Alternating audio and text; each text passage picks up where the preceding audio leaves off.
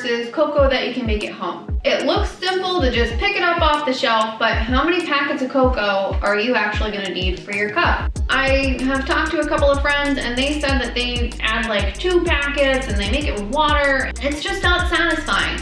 Wouldn't you rather something a little bit more satisfying that's still easy at the end of the day? With a few pantry staples, today I'm gonna show you how I make my hot cocoa at home because this recipe is super minimal. Not a lot of time because in all actuality, it's done like that. Let's go ahead and so that I can finally dive into this hot chocolate. This is Sweetly Savory.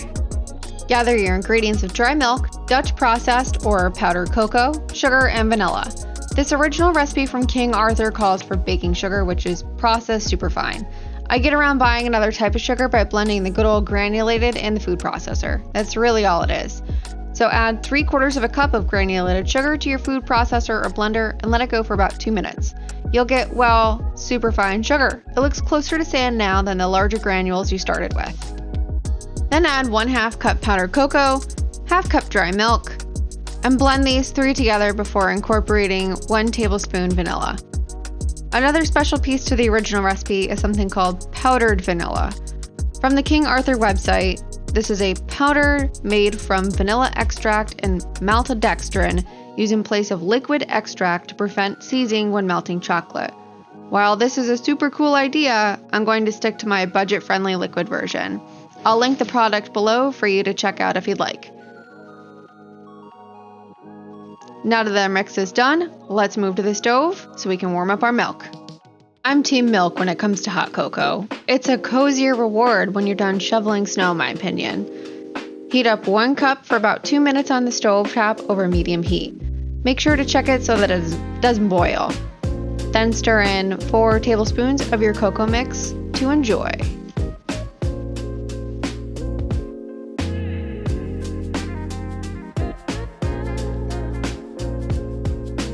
Storage for your leftover cocoa couldn't be any easier. Just use a funnel and put it into your favorite storage container, and you're done. I cannot wait to live in this hot chocolate forever. So let's go ahead and get this served up. Now you can top it with your marshmallows, any kind of marshmallows that you want, or just nothing at all because quite frankly, this hot chocolate is banging all on its own. And I mean, it's hot cocoa, but this is definitely one to try. Let's go ahead and give this a taste.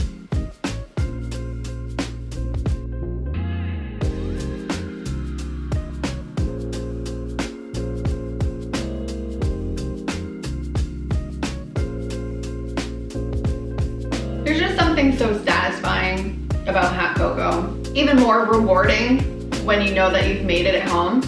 And you can just whip this up and keep it in a mason jar like this for a while. It's honestly, I don't think I'll ever go back to regular store-bought stuff again, even if it's just out of convenience.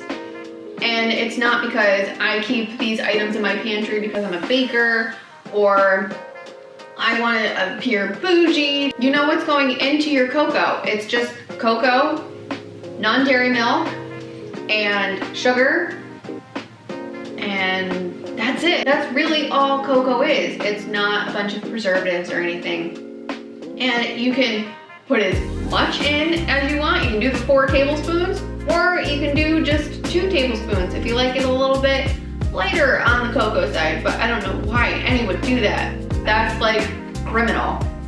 I really hope that you try out this hot cocoa recipe. Follow me on Instagram and Facebook. Links are down in the description below. And make sure to check out this recipe on King Arthur's website. We'll see you again next time on Sweetly Savory.